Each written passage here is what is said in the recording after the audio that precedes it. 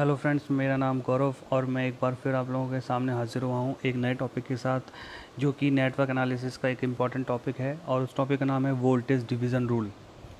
जिस तरीके से हम कहते हैं करंट डिवीज़न रूल जो हमने पढ़ा था अपने कुछ लेक्चर्स पहले, उसी तरीके से वोल्टेज डिवीज़न रूल भी हम समझ सकते हैं। तो बिना टाइम वेस्ट किए हुए मैं आपको बताता हूँ कि वोल्टेज डिवीज़न रूल क्या होता है।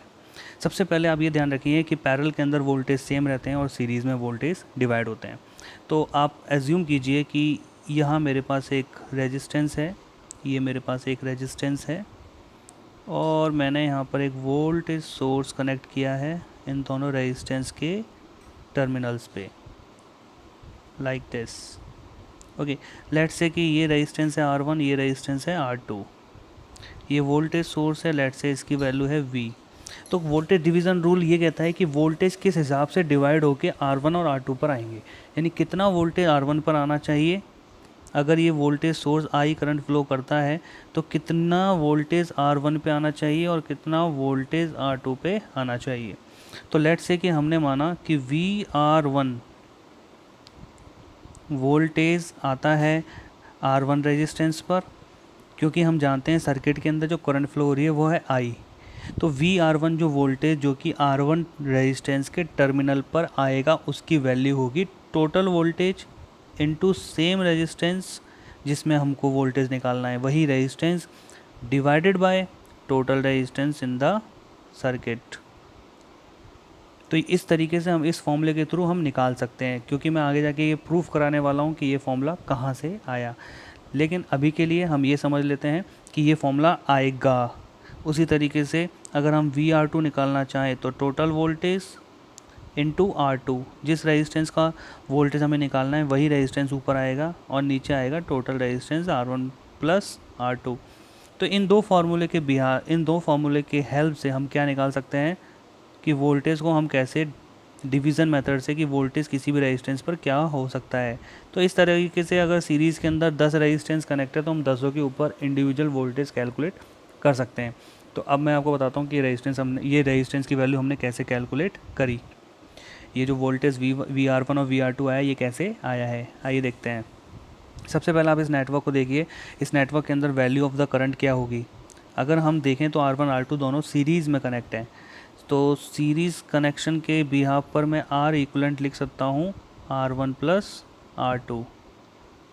ओके, तो करंट जो इसमें फ़्लो होने वाली है वो होगी total voltage upon R1 plus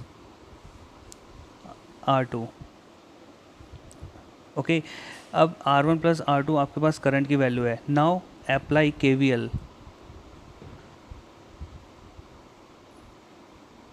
अब मैं KVL अप्लाई करता हूँ सर्किट में। ये देखिए सर्किट आपको दिखाई दे रहा है, इसमें मैंने ये KVL अप्लाई किया। करंट आपको पहले से ही पता है कि इसमें I फ्लो हो रही है, तो इस I करंट जो कि इस डायरेक्शन में फ़्लो होगी, इस करंट के बिहाफ पर मैं KVL अप्लाई करता हूँ। तो सबसे पहले लेट्स से कि मैं कहाँ से मूव करूँगा। लेट्स से मेरा मूवमेंट होगा यहाँ से, this is A, this is B, this is C and this is D। Okay, so जब मैं KVL अप्लाई करता हूँ तो A पॉइंट से B पॉइंट तक जब मैं जाता हूँ तो मिलता है मुझे V, वो भी पॉजिटिव, सो पॉजिटिव V। उसके बाद प्लस से माइनस, जब मैं इस साइड मूव करता हूँ B से C की तरफ जाता हूँ तो मुझे मिलता है रेजिस्टेंस R1, और रेजिस्टेंस R1 पर आने वाला जो वोल्टेज है वो होगा IR1, यानी माइनस का IR1। उसके बाद अगर आप ध्यान दें तो माइनस का IR2 भी आएगा। ओके, और IR2 के बाद इक्वल्स टू ज़ीरो। ओके, तो अब मैं यहाँ से ये कह सकता हूँ कि ये जो वैल्यू है रेजिस्टेंस के ऊपर वोल्टेज की, इस वोल्टेज को मैं क्या बोलूँगा, VR1, क्योंकि ये R1 के ऊपर वोल्टेज है और मुझे यही कैलकुलेट करना है। तो अगर मैं VR1 निकालना चाहता हूँ तो VR1 क्या हो जाएगा, V minus IR2, V minus IR2। IR1 को मैं उधर ले गया, उसको मैंने क्या बोला, उसको मैंने बोला VR1। ओके, अब मैं इसके अंदर I की वैल्यू पुट कर देता हूँ। I की वैल्यू कितनी आई थी, देखिए I की वैल्यू है V upon R1 plus R2।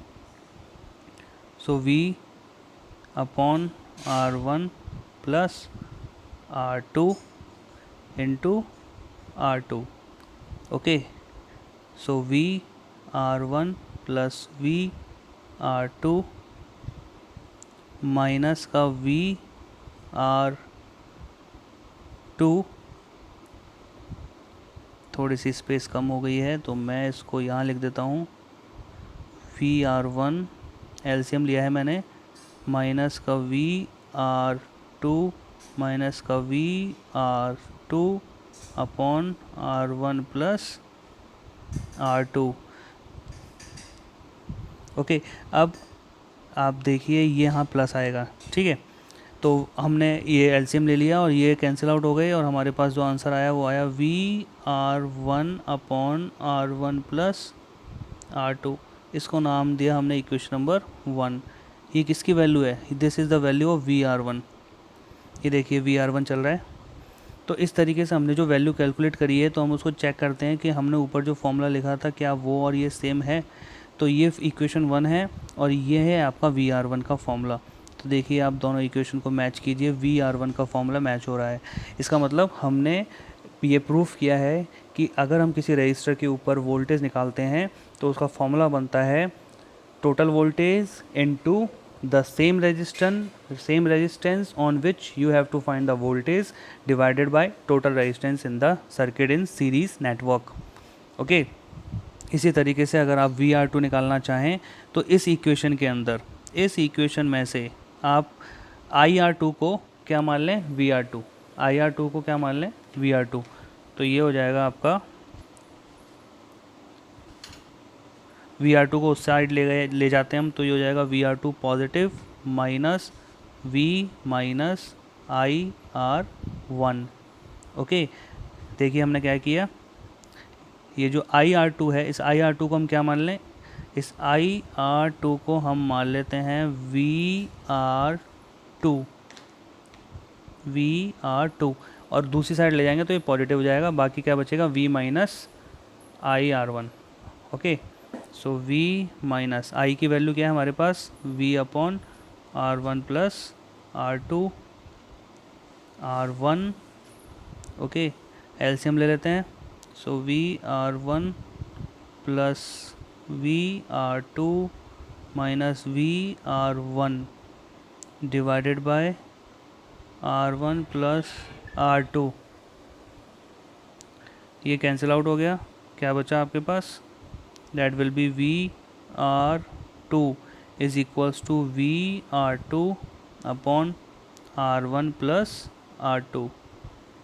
तो ये हमारे पास VR2 की वैल्यू आ गई. और अब आप चाहें तो इसको भी मैच कर सकते हैं. इसको कह देते हैं हम इक्वेशन नंबर 2. तो हमने जो VR2 की वैल्यू ऊपर लिखी है, आप अगर उससे मैच करें तो VR2 की वैल्यू यही है जो हमने प्रूफ किया है. तो इस तरीके से हम वोल्टेज डिवीज़न रूल को याद भी रख सकते हैं और हम इसका प्रूफ भी बड़ी आसानी से कर सकते हैं. अगर आप लोगों को ये क्वेश्चन, ये मेथड समझ में आया हो तो लाइक और सब्सक्राइब ज़रूर करें. Thank you so much.